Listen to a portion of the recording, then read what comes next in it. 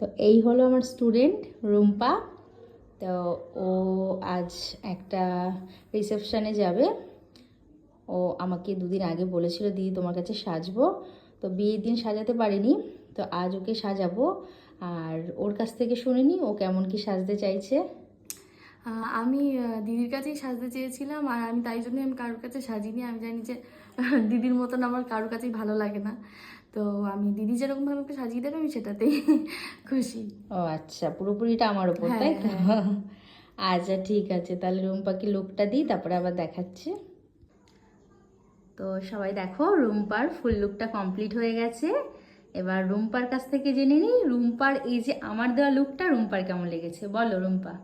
আমার খুব ভালো লেগেছে। তো আমি অনেকদিন ধরে দিদির কাছ থেকে সাজবো সাজবো ভেবেছিলাম, তো সাজতে পারছিলাম না।